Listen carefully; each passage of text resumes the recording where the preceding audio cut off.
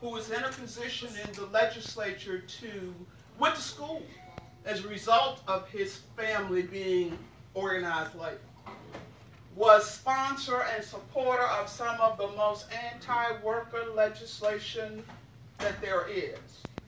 I stepped out, that we've ever introduced in South Carolina. I stepped out to take a call from a guy named Louis Gossett. Some of y'all may know Louis. He's the president of South Carolina Manufacturers Alliance. And he and I have this thing going about my ties to y'all. And he gets on me about, oh, Gilda, you and big labor. I said, Louis, guess where I am? Told him where I was. I said, and I'll tell them that you sent your regards and your love. He said, Gilda, please do. Because you know I told you, my dad was, then he proceeded to remind me of his dad's labor history. Here's the point I'm making to y'all. All these little crumb crushers you caring for, all right, you need to be teaching them that. That's right. You need to be making it clear to them, guess what, boo? You got this because of organized labor. Amen. Guess what? You can go here and spend this because of what? Organized labor. My point is simply this.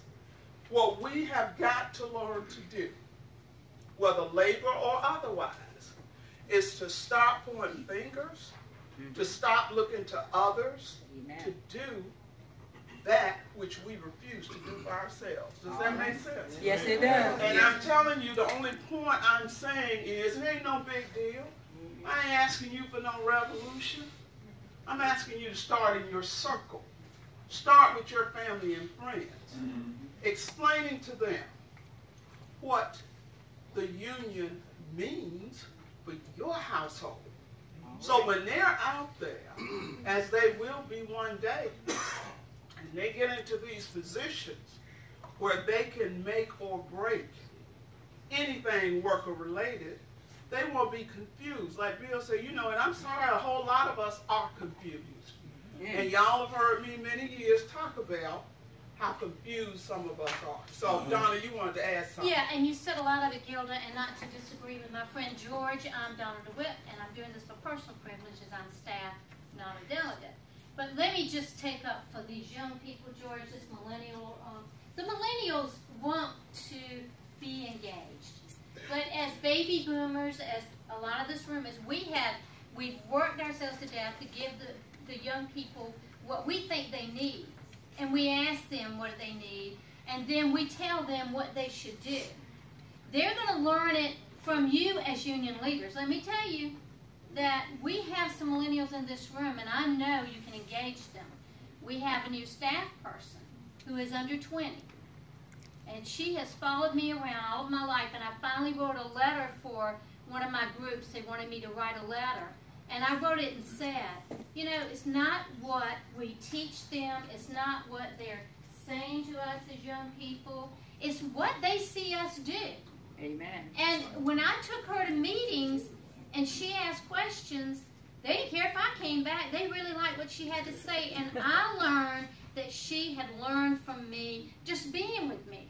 So if you want the schools to teach it, George, we can count on maybe having somebody that really cares about unions, and we don't have a lot of those, not even the teachers organized. They need to learn it from you and your locals and your leadership. Now, we need to be doing that. You said it, Gilda. I mean, we've got to be engaged with this because we have a lot of millennials in the room today. Now, and here's the other point. For me, it's not just about millennials. There are a lot of folk with gray who need to hear this. Amen. And who need to be But I was clear going and to defend understand. those young people with George. Yeah, and George, and I don't want people to feel like Donna and I are picking on George because we both love George, and I can always count on George to ask me a question and those kinds of things. But I need to make one point before I move on. Y'all started out this morning talking about the change in your schedule, accommodating the hurricane and all of that. There's something I need to say because I told her I would do it. How many of y'all in here are from the 3rd Congressional District? Anybody? Up around Anderson. Oh, y'all, I'm sorry. I keep turning my back. See, y'all got to figure, we got to figure out a new way to do this. This ain't, you know, this no, it's something Now, it ain't intimate enough. I don't know quite what, but I'm going to figure this out. Next year, I'm going to have to be here when y'all set this up. So that, hey, because I know y'all all in the labor room, but y'all somehow feel like management.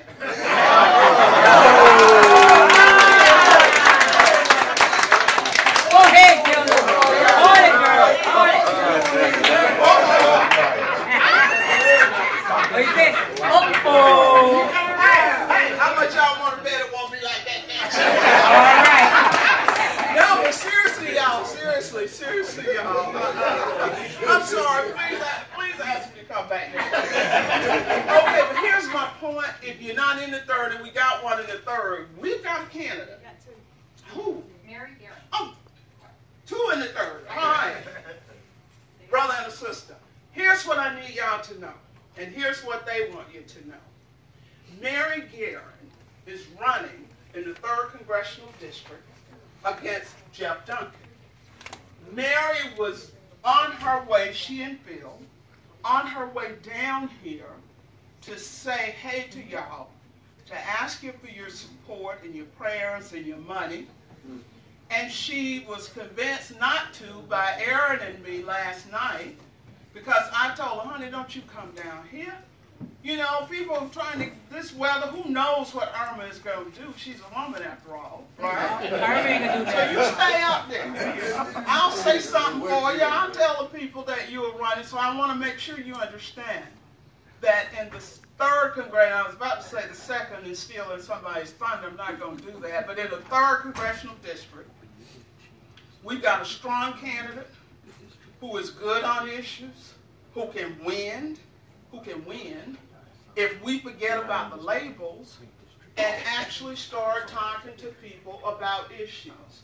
I served with the guy who is in Congress now, Jeff Duncan.